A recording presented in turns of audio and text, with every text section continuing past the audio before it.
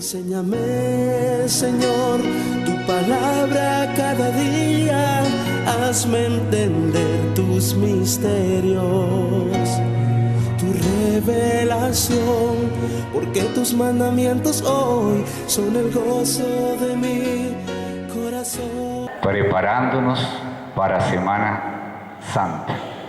Pues es necesario que revisemos algunos textos que nos muestran el verdadero sentido de la conmemoración de la Semana Santa.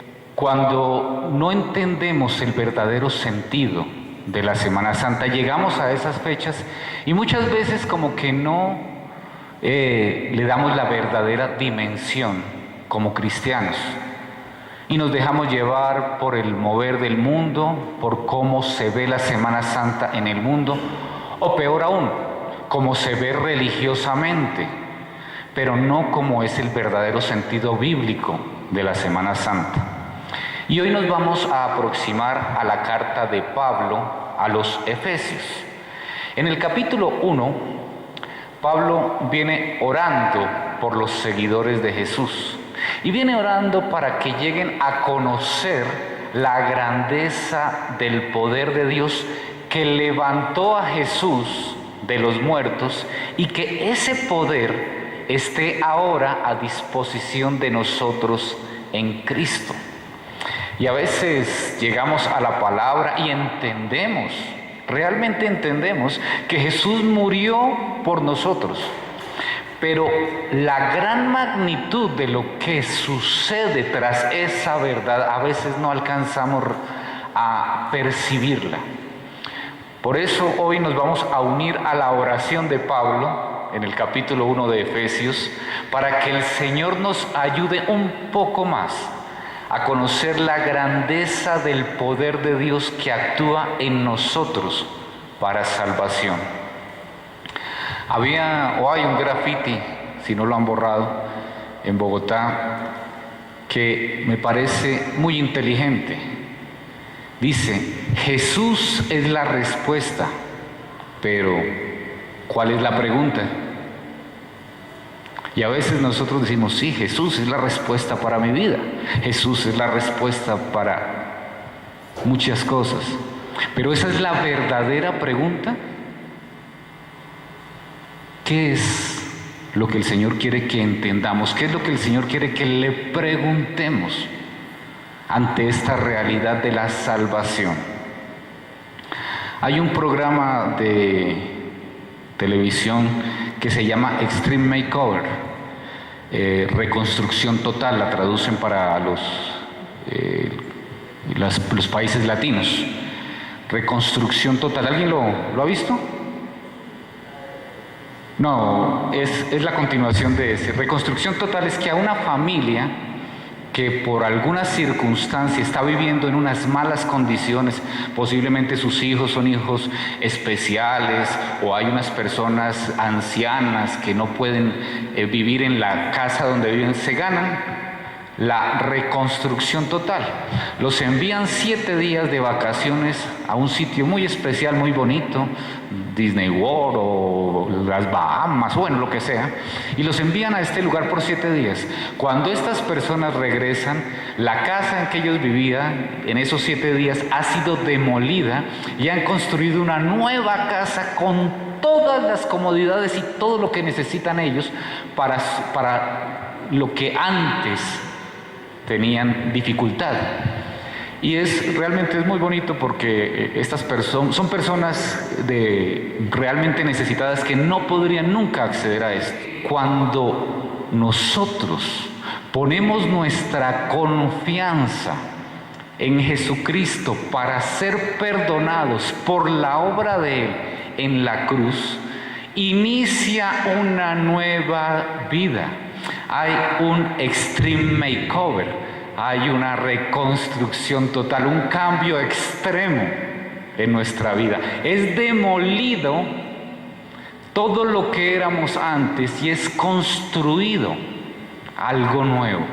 Somos nuevas criaturas. Posiblemente, como en este programa, están en el mismo lote. en la misma ubicación, pero todo ha sido cambiado. Las estructuras, la tubería, las instalaciones eléctricas, todo es hecho nuevo. Desde que tú depositas tu confianza en la obra de Cristo en la cruz, tu vida ahora tiene un propósito nuevo. Es una vida abundante y eres templo del Espíritu Santo. Y es así como nos aproximamos a la reflexión de hoy. Que ahora sí, ¿cuál es el título? Ex muertos. Somos ex muertos. Primer punto, muertos. Efesios 2 dice el versículo 1. ¿En otro qué? En otro tiempo. Antes. Ustedes estaban como muertos. Y estas palabras, en otro tiempo, ustedes estaban en pasado muertos, están dirigidas a personas que ya son seguidores de Jesús. Y les dice en otro tiempo, antes de ser impactados por el Evangelio, antes de entender que éramos pecadores y que necesitábamos que la obra de Cristo en la cruz del Calvario se hiciera real en nuestras vidas. Antes de, ¿qué sucedía antes de? Estábamos muertos. Y hoy leímos, Eberto nos leyó la historia más triste de la humanidad, Génesis 3. Y es en el momento que quedamos muertos. Tú y yo nacimos muertos. Desde Génesis todos nacemos muertos. La muerte entró en el mundo por el pecado. Y desde el momento que tú eres concebido, pecador, como dice el Salmo 51, pecador me concibió mi madre, que es la traducción más cercana, pecador me concibió mi madre, quiere decir que en el momento de nuestra concepción, si éramos pecadores, ¿cómo estábamos? Muertos, muertos. Cuando una mujer tiene en su vientre a su bebé, ese bebé, aunque se mueva, está muerto. Muerto en delitos y pecados, en transgresiones y pecados, porque lo hemos heredado desde Génesis. Desde Génesis, todos, desde Génesis 3, todos hemos nacido, ¿cómo? ¿Cómo? Muertos, muertos. Y la situación es la siguiente. El médico divino nos mira y su diagnóstico es, ¿está? ¿Cómo? Muerto. Estamos muertos, nacemos muertos, caminamos muertos. Ahora, hace como 20 años para acá han estado muy de moda las películas de zombies, los muertos vivientes. Más o menos esa es la situación. Caminan, se mueven, comen, pero están muertos. Esa es la situación real de nuestra existencia. Nacemos muertos. Y entonces, ¿qué? Si el mundo está lleno de muertos vivientes, si el mundo está lleno de muertos vivientes, ¿qué hacer? ¿Qué hay que hacer con un muerto si queremos que tenga una mejor situación? Revivirlo, ¿verdad? Si pudiéramos. Pero el problema del ser humano es que trata de revivir, o se trata de revivir, con remedios que no sirven. ¿Qué necesita un muerto? Si ustedes se acercan a un muerto, le dicen, no, este muerto necesita un mejor celular. ¿Cierto que? ¿Para qué? Cambiémosle de ropa. Pongámosle ropa de última moda, unos zapatos bien elegantes. Está muerto. Démosle un carro último modelo. Está muerto. ¿Qué necesita un muerto? Lo único que necesita un muerto es vivir. No más. Nada más. Sin embargo, en vez de buscar la solución al problema, lo que hacemos es dar paliativos. Lo que hacemos es buscar que ese dolor, que esos síntomas de la muerte se sientan menos. Entonces buscamos soluciones como la superación personal o elementos místicos que nos hagan sentir mejor delante de Dios. Y creemos que con esas soluciones humanas vamos a dejar de estar muertos. Y nos estamos diciendo mentiras a nosotros mismos. Por eso el Señor es celoso. Y Él nos dice que solo Él y nadie más que Él es la solución. Ningún invento humano nos va a revivir. Por mucho que hagamos esfuerzos humanos de cualquier tipo, no vamos a revivir. Les decimos, es que ve a la iglesia y tu vida va a cambiar. Vas a salvarte. Cámbiate a mi religión y te vas a acercar a Dios y vas a salvarte. Hoy les tengo una noticia. Bíblicamente, uno no va a la iglesia para salvarse. Es imposible. El asistir a una iglesia no salva. Una persona comienza a ser parte de la iglesia en el momento que es salvada por la obra de Cristo en la cruz. En ese momento esa persona comienza a ser parte del cuerpo de Cristo, comienza a ser parte de la iglesia. Y una vez es parte del cuerpo de Cristo, una vez es miembro, el Espíritu Santo la dirige a que se congregue con sus hermanos. ¿Sí se dan cuenta que es al contrario?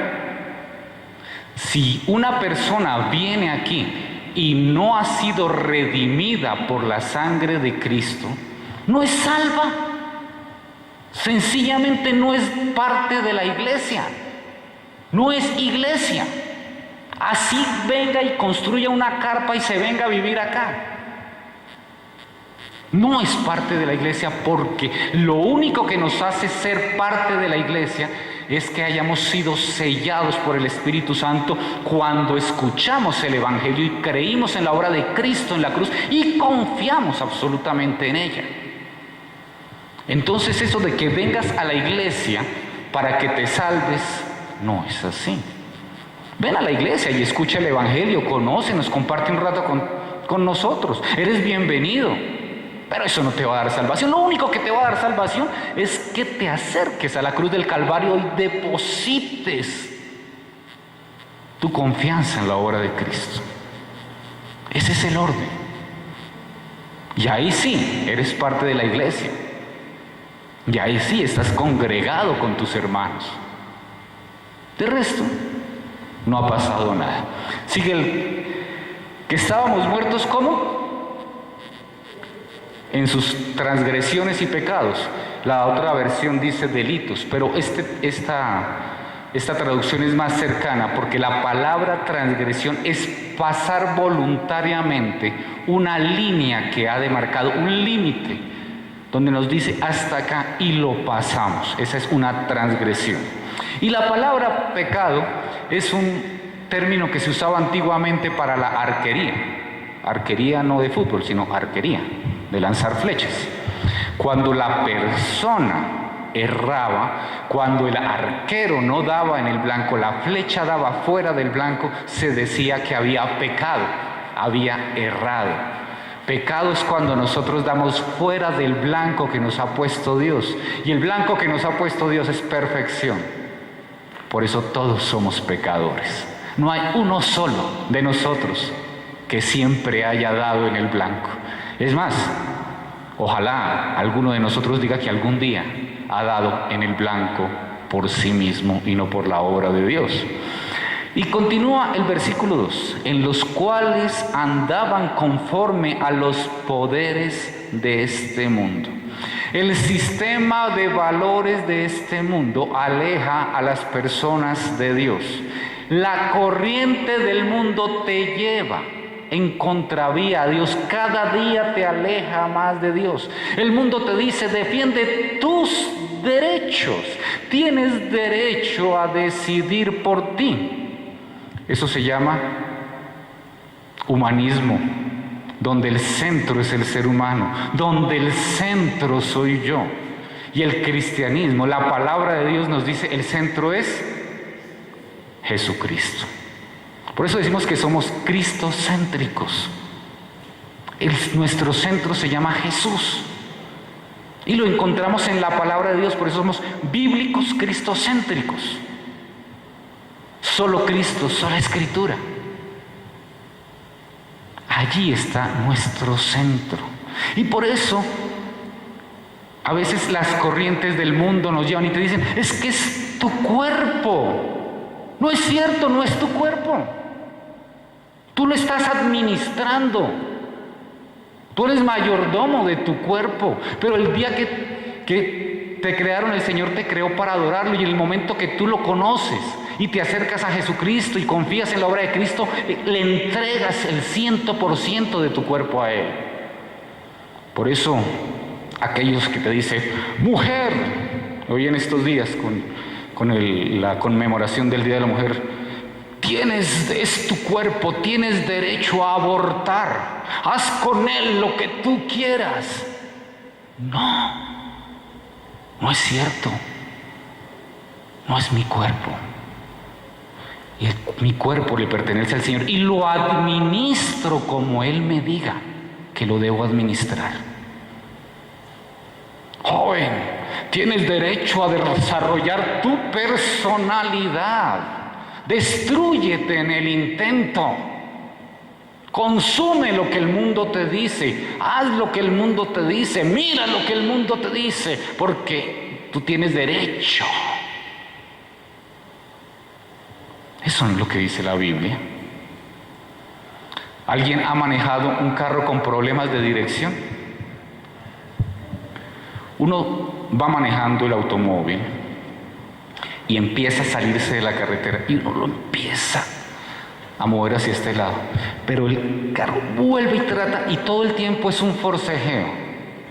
Eso es lo que hace el mundo con nosotros. Eso es lo que hace los valores del mundo. Nos están tratando de sacar todo el tiempo, por eso nos tenemos que bajar de ese automóvil que se llama los valores del mundo y nos tenemos que subir en los valores de la palabra de Dios. O si no, siempre vamos a estar así, hasta que un día el carro nos gane y nos va a descarrilar. Se conducían, dice el versículo, según el que gobierna las tinieblas, según el espíritu que ahora ejerce su poder en los que viven en la desobediencia. Y esto me encanta a mí este texto porque es que a veces nosotros no lo creemos. La palabra de Dios nos muestra que nosotros teníamos una relación muy estrecha, muy estrecha con el que gobierna las tinieblas. Y de pronto tú me vas a decir, no, ni más faltaba, yo no tenía ninguna relación con el diablo. Con él no he tenido ningún tipo de vínculo, ni familiar, ni laboral, ni legal, no he hecho negocios con ese señor. Pero la palabra nos dice que sí, que de manera consciente o inconsciente tú mantenías y yo mantenía una relación con Satanás, Lucifer, ángel caído, serpiente antigua o como a ti más te guste llamarlo.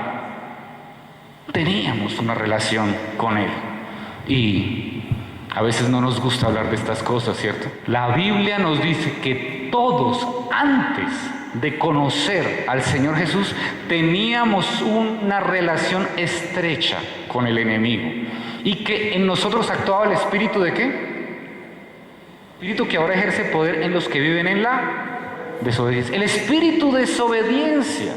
Teníamos una relación tan estrecha con el diablo que él estaba activo en nuestras vidas y por eso desobedecíamos permanentemente la directriz de Dios, le seguíamos la corriente.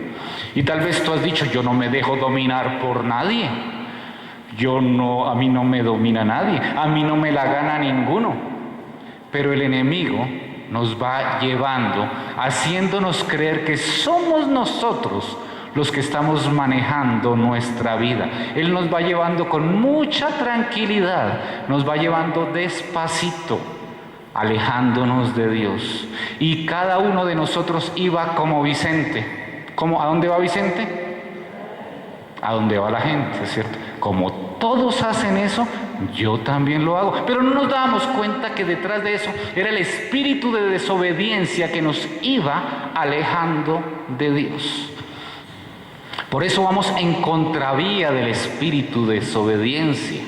Y vamos diciéndole al diablo: lo siento, pero yo ya no te pertenezco. Los engaños del diablo oscurecían nuestro razonamiento. Nos creíamos un dechado de virtudes, que éramos la última maravilla. Creíamos que lo que nosotros pensábamos era lo in, era lo mejor, era realmente lo que más valía. Pero eso es un espíritu de engaño, de mentira, de rebelión. Nada de lo que pensemos que vaya en contravía de la palabra de Dios ni está ni está de moda, ni es espectacular. Solo son pensamientos de muerte. Los engaños del diablo influían en nuestra voluntad y terminábamos haciendo lo que él quería. Versículo 3. En ese tiempo también todos nosotros vivíamos como ellos, impulsados por nuestros deseos pecaminosos, siguiendo nuestra propia voluntad y nuestros propósitos. Como los demás, éramos por naturaleza objeto de la ira de Dios. Y esta palabra de la ira de Dios, sobre la cual todos somos objeto, o de la cual todos somos objeto, no es una ira explosiva, no es la ira humana, como cuando a nosotros se nos sube la sangre a la cabeza y explotamos. No es ese tipo de ira. La ira de Dios está envuelta en la misericordia de Dios. Es una ira que sencillamente dice: yo te amo, yo quiero que me sigas, yo quiero traerte a mi lado. Y nosotros decimos: no, yo me voy por allá, yo quiero irme para ese lado, yo quiero alejarme de ti, hasta que llega un momento que el Señor dice: pero es que si te suelto, las consecuencias van a ser funestas para ti. Y sobre toda la humanidad viene esa ira de Dios. La Biblia nos indica que hemos nacido así, muertos, alejados de Dios, siguiendo al príncipe de este mundo. Y la pregunta, ahora sí, que nos tiene que inquietar y que tiene que ver tal vez con ese graffiti es: bueno, ¿y un muerto cómo se revive? ¿Un muerto cómo se levanta? Vamos al punto 2. ¿Exmuertos o vivos? Versículo 4. Pero Dios, que es rico en misericordia, por su gran amor por nosotros. ¿Cuál es la motivación? Su gran amor. Esa es la motivación de Dios. No dice: pero Dios, porque nos vio tan buenos, tan inteligentes, tan bonitos, tan astutos. No dice que porque nosotros los muertos nos esforzamos mucho para poder vivir. No, Dios toma la iniciativa. Nosotros no podemos tomar la iniciativa. Un muerto no puede tomar la iniciativa para nada. Un muerto está muerto y punto. Por eso no hay nada que un muerto pueda hacer para volver a vivir. Absolutamente nada.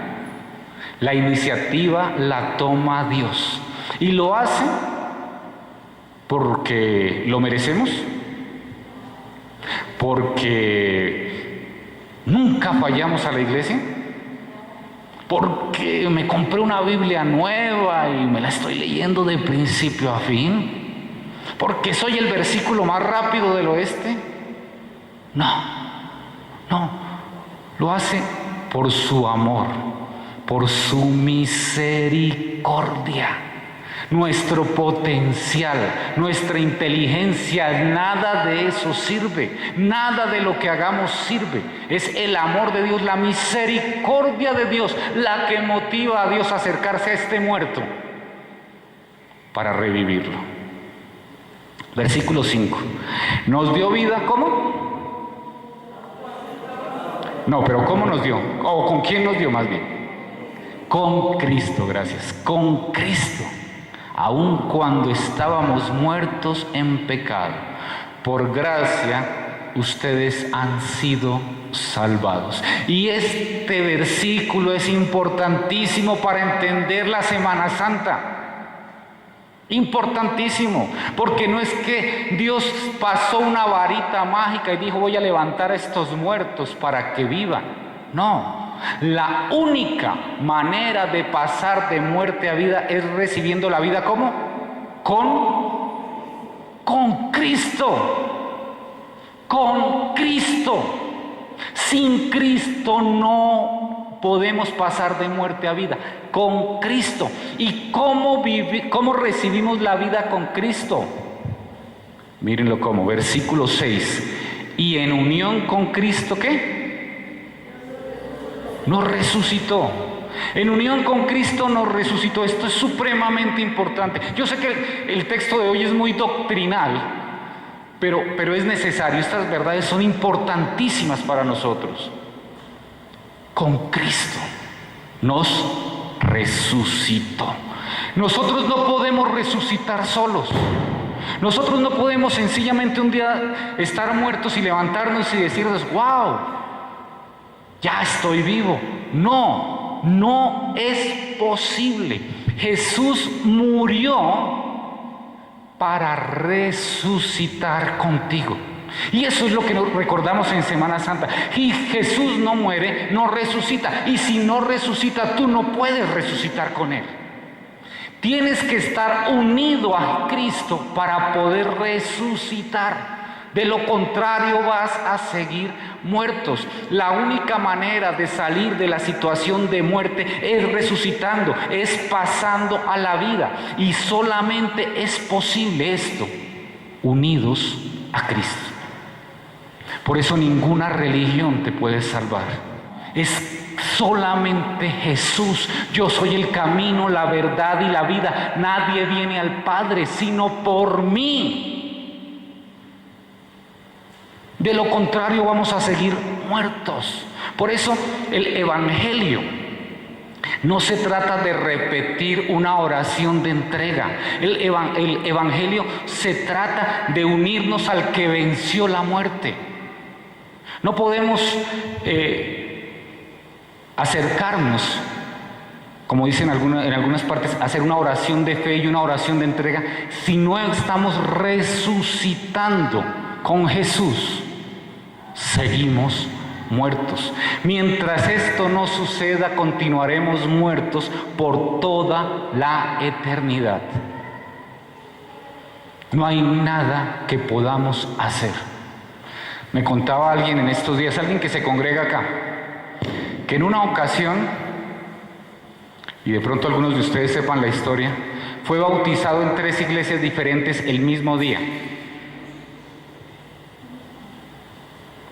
Por más bautizado, rebautizado y recontrabautizado que quedó esa persona, si no resucitó con Cristo, no hay nada que hacer.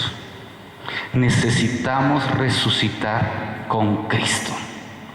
Versículo 6 continúa: y nos hizo sentar con Él en las regiones celestiales.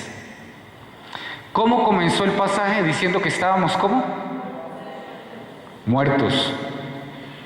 Muertos. En la peor de las situaciones. ¿Y ahora qué nos dice? Que después de que hemos pasado de muerte a vida porque hemos resucitado en Cristo, nos dice que ahora estamos, ¿cómo? Sentados en las regiones, en los lugares celestiales o regiones celestiales. En el reino de Dios. Aunque estamos aquí, ya le pertenecemos al reino de Dios. Ya estamos sentados en la misma presencia de Dios. Porque nuestra ciudadanía le pertenece al reino de los cielos. Esto quiere decir que el ser humano nace en el peor estado y Dios, por su obra, lo lleva al mejor estado que una persona puede tener. Y dice a continuación el versículo 7: para mostrar en los tiempos venideros la incomparable riqueza de su gracia, que por su bondad derramó sobre nosotros en Cristo Jesús. Por toda la eternidad y por todo el futuro, Dios va a mostrar a través de la resurrección de nosotros su inmensa generosidad, su inmensa bondad, su preciosa misericordia. Y vamos al versículo 8 rápidamente, que es muy importante. Porque por gracia. ¿Qué es gracia? Un regalo gratuito, el inmerecido amor de Dios que fluye de la naturaleza de Dios a través de Cristo. Ahora, nosotros siempre decimos que es un regalo gratuito. ¿Cuánto costó ese regalo? La sangre de Cristo. Entonces sí es gratis para nosotros.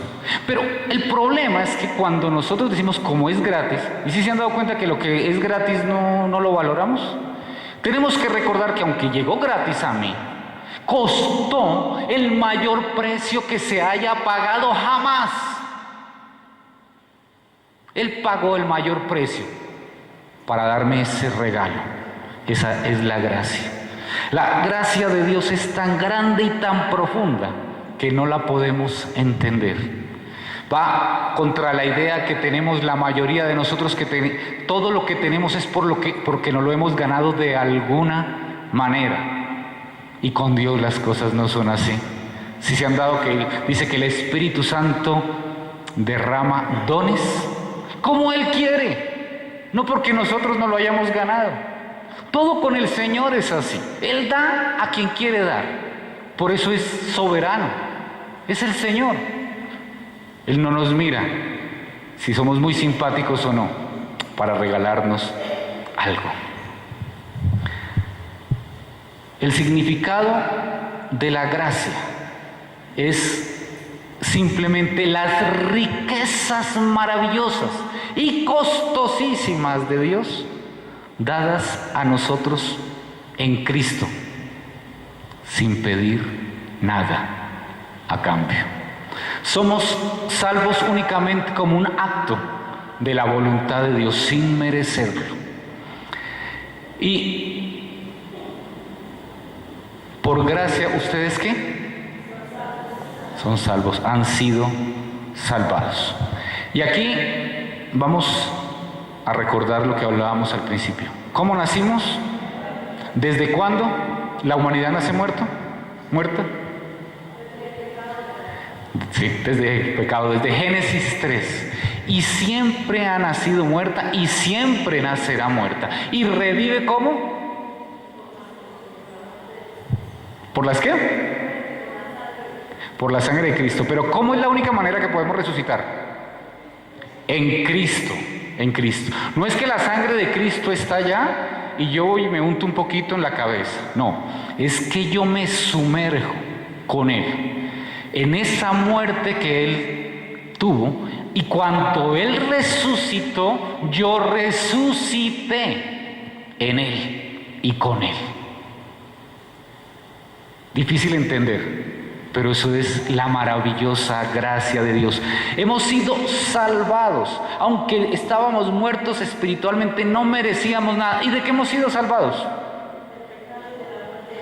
Del pecado, de la muerte eterna. ¿Y cuándo nos ganamos la muerte eterna? Nacimos así, no nos la ganamos. Así nacimos, muertos. Pero el Señor nos levanta, hemos sido salvados. Ahora sí, Cristo es la respuesta. ¿Y cuál es la pregunta? La pregunta es sencilla. ¿Y cómo son ustedes salvados? Porque es que a veces nos dicen, es que Cristo es la respuesta para tus finanzas, Cristo es la respuesta para tu depresión, Cristo es la respuesta para tu enfermedad, Cristo es la... Y sí, puede que sí, pero el Señor hizo algo tan maravilloso en la cruz del Calvario, muriendo y resucitando luego para resucitar nosotros en Él, que nos quedamos solamente pensando en lo que a mí me beneficia para este lado de la eternidad.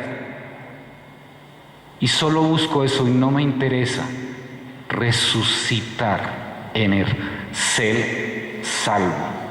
Y ahora viene, ¿mediante qué? Ustedes han sido salvados mediante la fe. ¿Cómo así?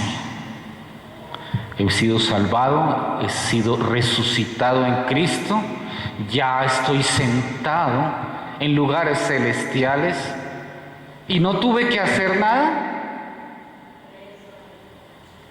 Si hay una condición, hay una condición: la fe, la confianza. Y por favor, este tema lo hemos tratado en los grupos, en algunos grupos en casa en estos días.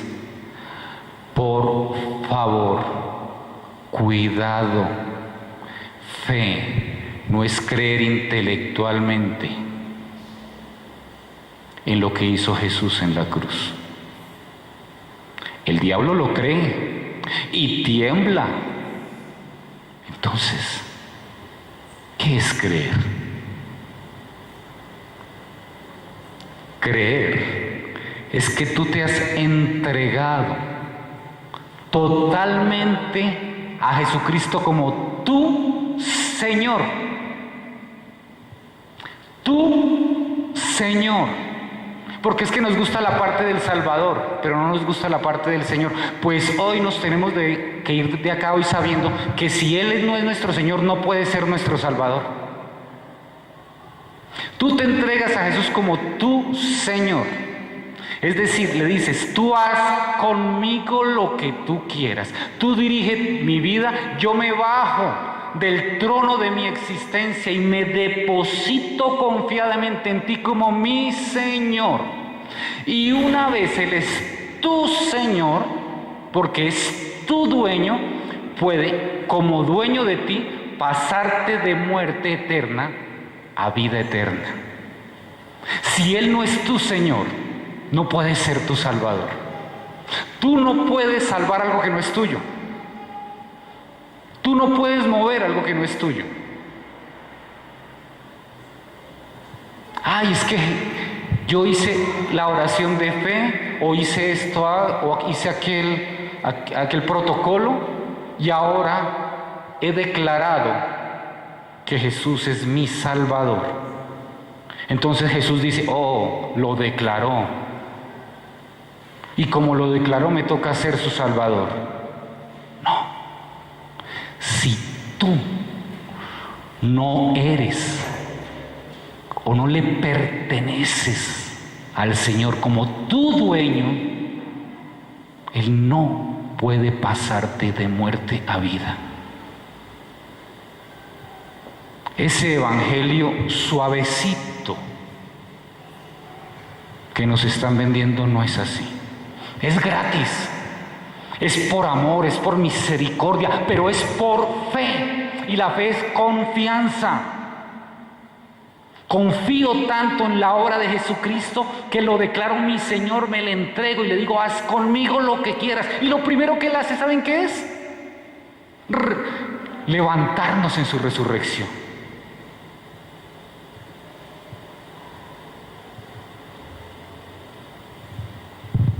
No confundamos los términos.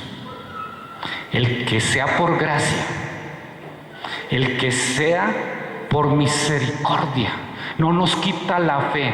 Y la fe no es un acto intelectual, es un acto de depositar confiadamente toda nuestra existencia, nuestra eternidad presente y futura en las manos de Él. Es decirle, Señor, soy tuyo, tú eres mi Señor y tú haces conmigo lo que quieras. Y Jesucristo dice, qué bien, te has entregado a mí, soy tu Señor, tú eres mi esclavo. Lo primero que voy a hacer es levantarte de muerte a vida. Esa es la verdadera fe. Jesucristo es nuestro Señor y Salvador.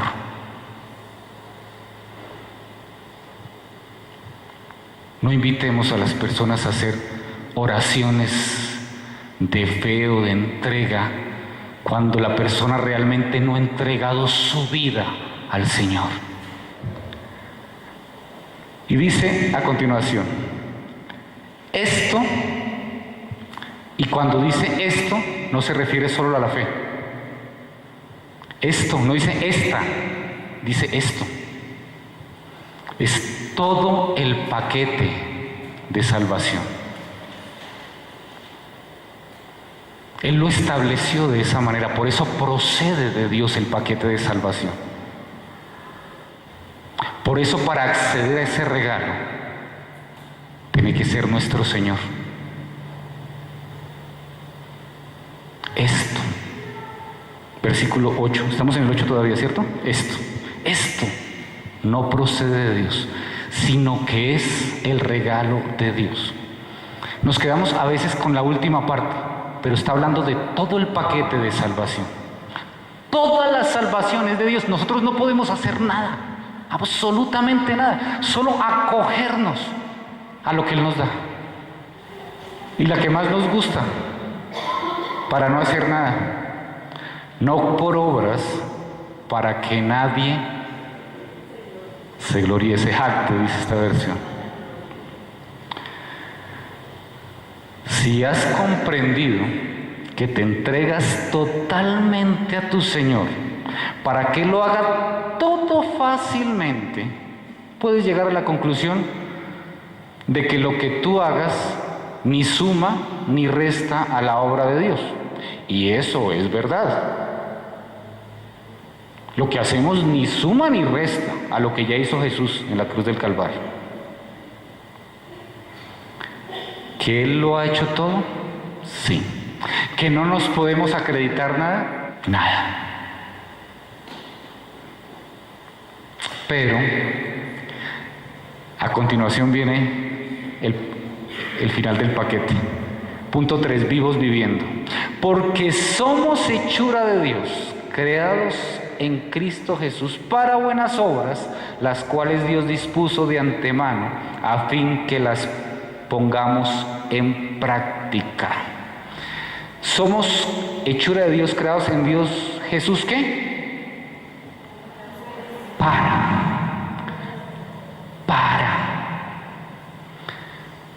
Para entenderlo es muy fácil. Tú dices, un automóvil está hecho, creado para transitar. Unos zapatos están hechos o creados para calzarlos. Una silla está hecha, creada para sentarse. Tú o cualquiera de los que hemos pasado de muerte a vida, los exmuertos, los que estamos vivos, ¿cómo ejercemos la vida? ¿Cómo vivimos viviendo? Estamos hechos para buenas obras, las que Dios mismo disponga. Hoy que nos estamos acercando a Semana Santa, tal vez tenemos que hacernos una pregunta sincera al corazón.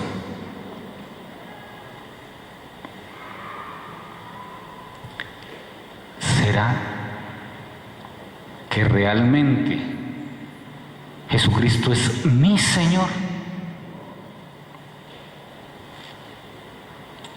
¿O me gusta solamente la parte de la oferta mi Salvador?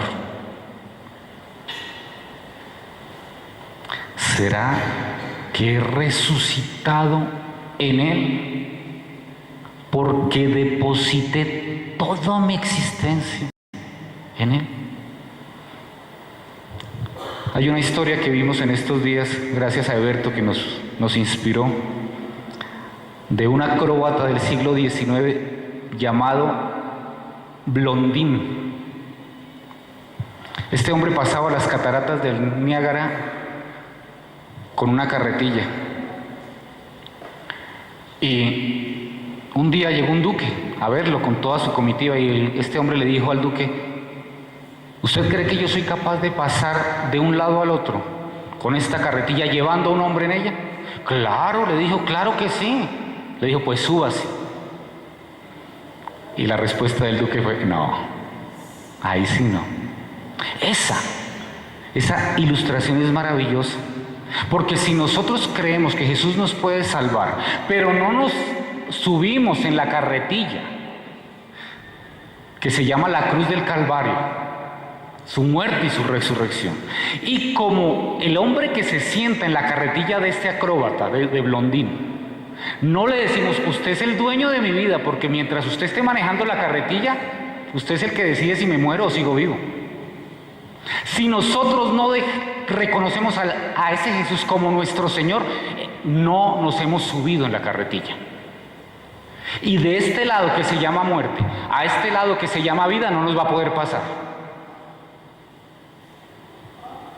Entonces no es solamente decirle a Blondín: sí, yo creo. No es solamente decirle a Jesucristo: sí, yo creo. Es entregarnos confiadamente a su obra. Eres mi Señor, ahora haz lo que sabes hacer, pásame al otro lado. Eres mi Señor, ahora resucítame en ti. Vamos a orar, hermanos. A sus pies hay paz, gracia y bendición. A sus pies vendrá luz y dirección, la plenitud en él nunca se agotará. Puedes descansar en su presencia.